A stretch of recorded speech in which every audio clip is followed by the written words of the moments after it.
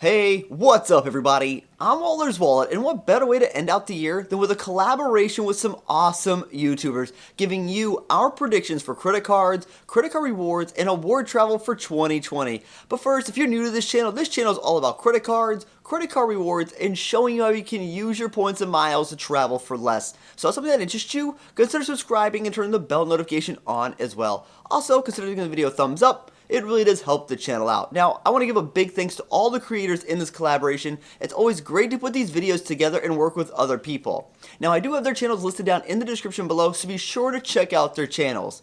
So let's get to our predictions for 2020, and you know what? I guess I'll start first. Starting off with prediction number 1. The Hilton Aspire credit card, it is going to be devalued. I don't think there's any arguing to the fact that the Aspire credit card offers some great oversized value. You get top tier diamond status, weekend night certificates, an airline credit, resort credit, priority pass lounge access, and much more. And there's a lot to like about this card, and plenty of people have this card because of the benefit it provides. But I think we're going to see the benefits reduced on this card. Maybe we're going to see that status reduced down to gold status with an opportunity to spend your way to diamond status. And I think in addition to this, we're going to see the annual fee increase on this card probably to $550. Prediction number 2, Ultimate Reward points are going to become less valuable. Now, I've said it before, but I think the Ultimate Reward program is slowly turning into a glorified cashback program, and I stand by that statement. Chase hasn't done much to improve this program over the last few years, and with the devaluations continuing to occur, dynamic pricing is expanding, Chase's partners are going to become less valuable as well.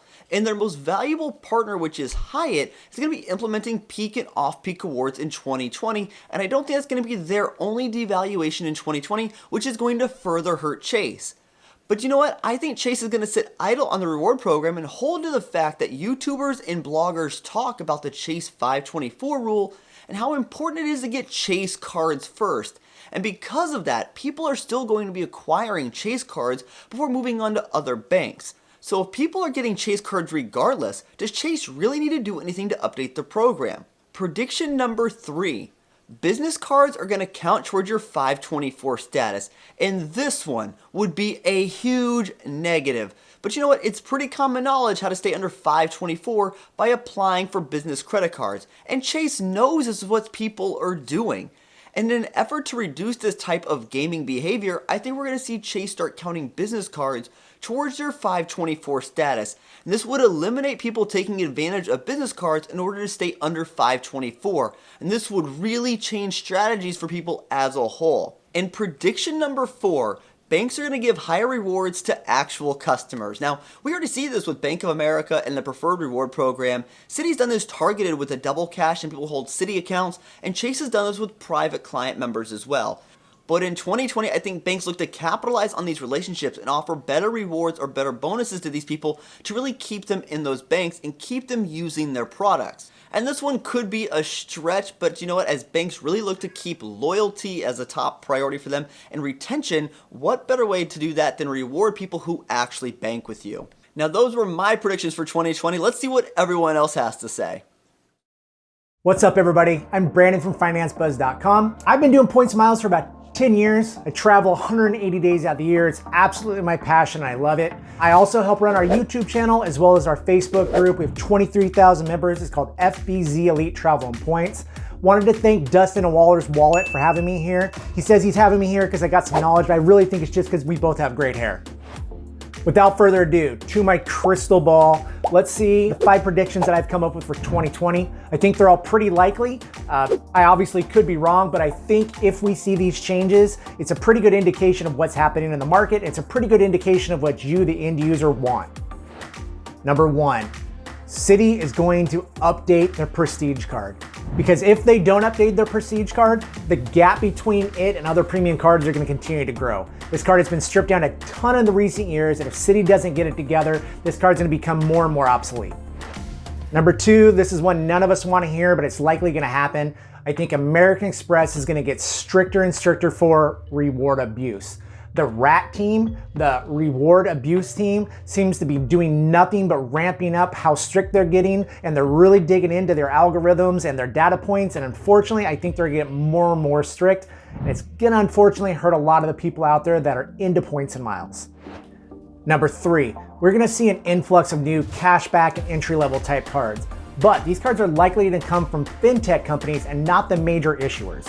Now, these cards are not gonna be premium cards. They're probably not gonna be targeted at points and miles people like us that are optimizing this hobby, but they're gonna be more targeted at the average person. We see a lot of that in 2019, so I don't think it's gonna slow down in 2020. And especially with companies like Apple getting into the game, I think it's just more and more likely we're gonna see this happen. Number 4, with all those new cards coming in, I actually think we're gonna see some new perks and benefits from these cards. Now, I think a really good one to look to is Apple. Look, I'm not saying Apple is a great card. I know it's less than ideal, okay? But what they did with the instant cashback or the same day cashback, things like this are changing the game. Bringing in new perks and new benefits like that, taking a part of the market share is going to make issuers like Chase, American Express, Citi, some of the big issuers take notice. And hopefully as these new fintech companies come in with new cards and add these new perks and try these new things, as we as consumers enjoy that and we start saying that we like that, hopefully the big boys and girls take notice and they start matching those perks and doing some new creative things themselves.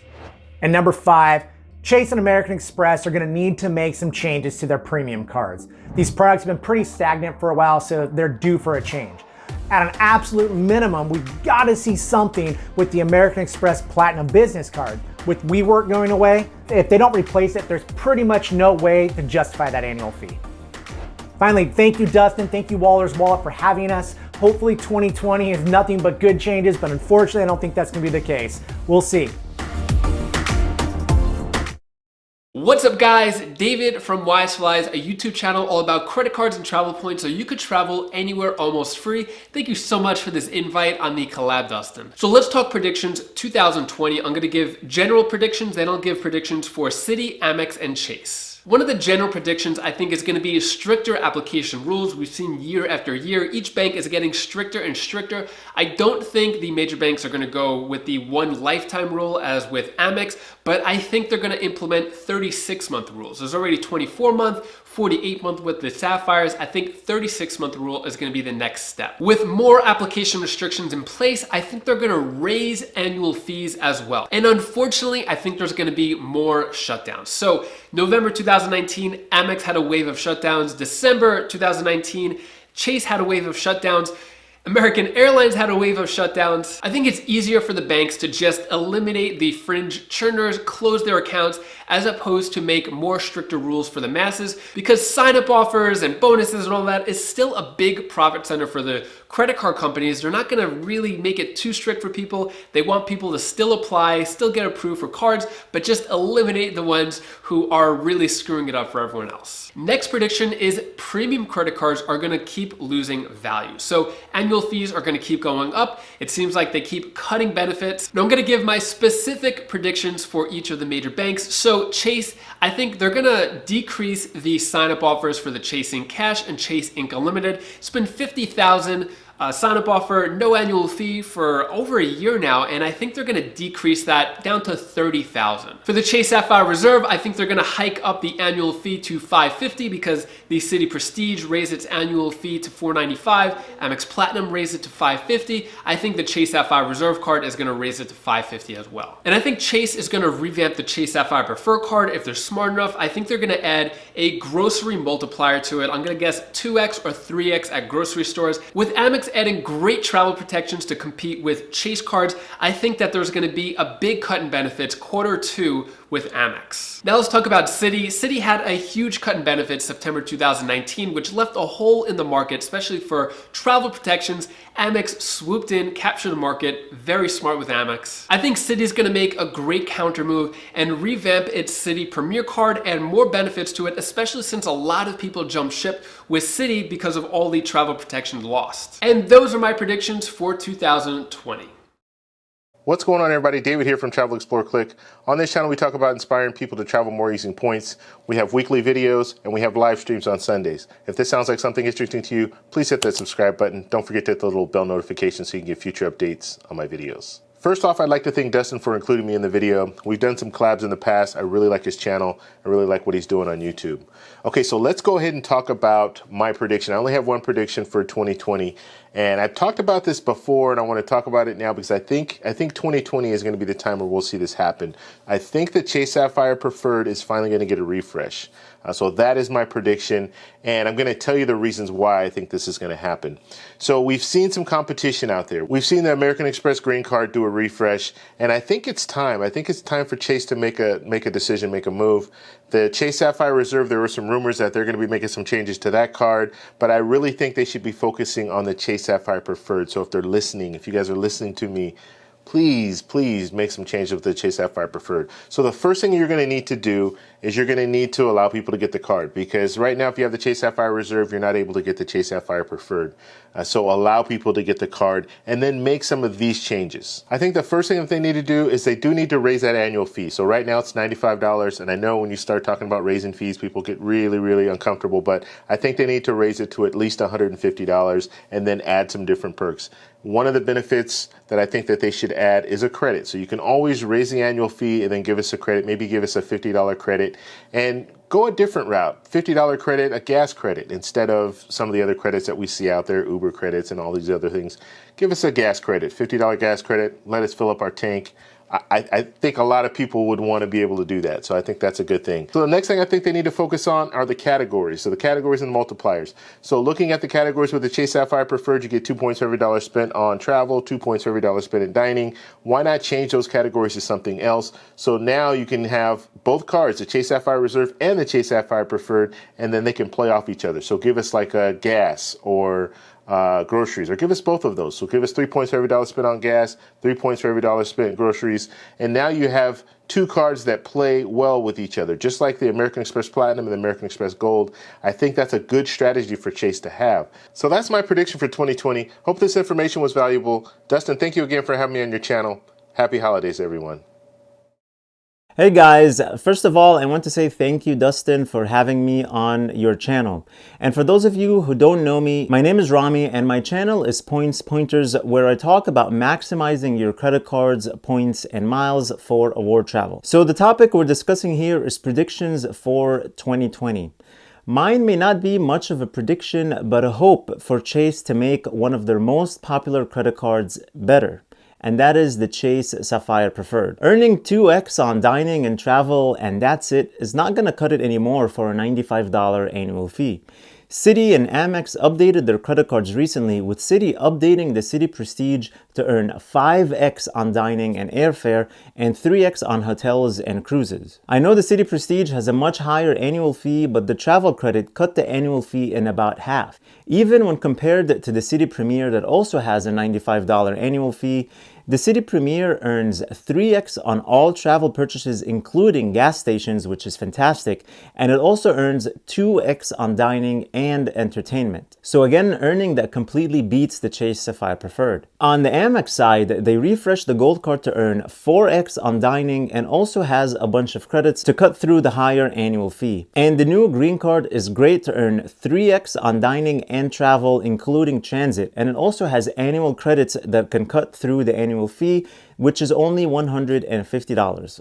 So bottom line, I really think it's time for Chase to update their most popular card, the Chase Sapphire Preferred, to be more competitive in that mid-tier category. Otherwise, the card is only good for the welcome bonus, then a year later, upgrade to the Chase Sapphire Reserve to earn 3x on travel and dining, and you get the $300 travel credit, which makes the effective annual fee only $150, and you also get Priority Pass membership with that annual fee. So there's really no reason to have the Chase Sapphire Preferred long-term, in my humble opinion at least.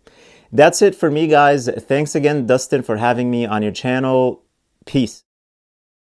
Hey Credit Warriors, Credit Shuffle here, and thank you to Destin for letting me be part of this collab. I'm on my mega trip, by the way. Right now we're in the UK and we'll be traveling to Taiwan very shortly. But anyway, my predictions for 2020. Well, first of all, I predict we may see some kind of new American Express card above Platinum but below Centurion. We talked about this in our video a few weeks ago. There are a few clues. For example, the Amex Centurion did raise its annual fee in 2019, which made it look like they're possibly preparing for a new card to sort of slot in around $1,500 or so annual fee. I'm calling it the Amex Gray card at the moment, but actually some people have leaked that it might be called the Optio, which is a Roman army rank below Centurion, so makes sense, okay, Amex Optio card. Second prediction for 2020, I think we're going to see cell phone insurance on more and more cards, okay, that was kind of a thing throughout 2019. You had the Uber card came out with it, then the Citi Prestige added it, MasterCard added it as a benefit, and I think it's going to be rolled out more and more. I think, you know, just once the first few cards started rolling it out, other cards started seeing it as, you know, a really good idea because everyone has a cell phone, right? So it's like a really great selling point. Maybe we'll even see it on the Sapphire Reserve, you never know.